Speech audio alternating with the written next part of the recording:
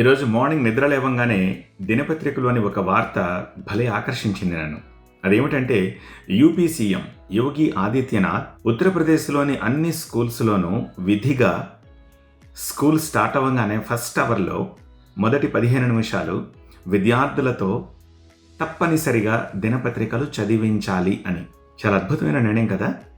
ఎందుకంటే నేటి యువత న్యూస్ పేపర్స్ చదవట్లేదు. మరి ముఖ్యంగా పిల్లలు సెల్ ఫోన్ ఉచ్చులో పడిపోయి దినపత్రికలు కనీసం ముట్టుకోవట్లేదు. వాళ్ళు దినపత్రికలు చదవకపోతే వచ్చే నష్టం ఏమిటి? డెఫినెట్గా ఉంటుంది. ఎందుకంటే దినపత్రిక ఒక కంప్లీట్ ఎన్సైక్లోపీడియా. సమాజానికి సంబంధించి, మనిషికి సంబంధించి, ఆరోగ్యానికి సంబంధించి, అన్నిటికీ సంబంధించి దినపత్రిక చదివితే ఏది మంచి, ఏది చెడు, లోకం ఎలా ఉంది, ఎక్కడ ఏం జరుగుతుంది, లోకం ఎటుపోతోంది, ఏ పోకడలు ఎలా ఉన్నాయి, ఇవన్నీ తెలిసొస్తాయి. కాబట్టి దినపత్రిక చదవడం అనేది ఒక అలవాటుగా పిల్లలకి మార్చాలి. మనకు సంబంధం ఉన్నా లేకపోయినా కొన్ని విషయాలు తెలుసుకోవాలి అంటే దినపత్రికలు చదివి తీరాల్సిందే.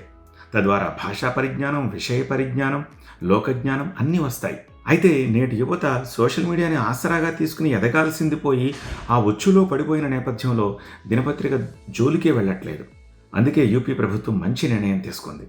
కంపల్సరీ దినపత్రిక విధిగా చదివించాలి అని చెప్పి. అసలు నిజానికి ఈ పాపం మనదే. మన పెద్దవాళ్ళు చిన్నతనంలో ఏం చేసేవారు? ఉమ్మడి కుటుంబాలు ఉండేవి. చందమామ రావే, జాబిల్లి రావే అంటూ గోరుముద్దలు తినిపిస్తూ, నీతి కథలు చెప్తూ, మంచి అలవాట్లతోటి మనల్ని పెంచారు. కానీ ఇప్పటి సమాజం ఏం చేస్తోంది? అలాంటి ఉమ్మడి కుటుంబాలు లేవు. ఎవరి బిజీ వాళ్ళకుంది.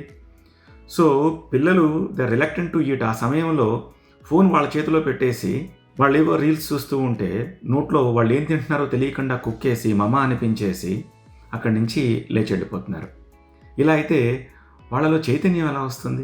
వాళ్ళకి మంచి చెడు ఎలా తెలుస్తుంది? ఒక నీతి కథని మనం చెప్పకపోతే. సో మనమే వాళ్ళని ఇలాగా సోషల్ మీడియాకి బానిసలైపోయేలా చేసాం. అలా అని చెప్పి వాళ్ళకు ఒక దెబ్బేసి ఒక మాటని ఇప్పుడు న్యూస్ పేపర్స్ చదివించే పరిస్థితి కూడా లేదు. సో అందుకని ఆ బాధ్యతను ఇప్పుడు ప్రభుత్వం తీసుకుంది, స్కూల్స్ తీసుకుంటున్నాయి. కేవలం దీన్ని యూపీకే పరిమితం చేయకూడదు. దేశవ్యాప్తంగా ప్రతి స్కూల్లోనూ విధిగా ఈ అలవాటు తీసుకొస్తే చాలా బాగుంటుందని నా అభిప్రాయం. మీరేమంటారు? యూపీ సీఎం యోగి ఆదిత్యనాథ్ తీసుకునే నిర్ణయాన్ని మీరు ఎలా చూస్తారు? లైక్ చేసి కమెంట్ రాస్తూ షేర్ చేయండి.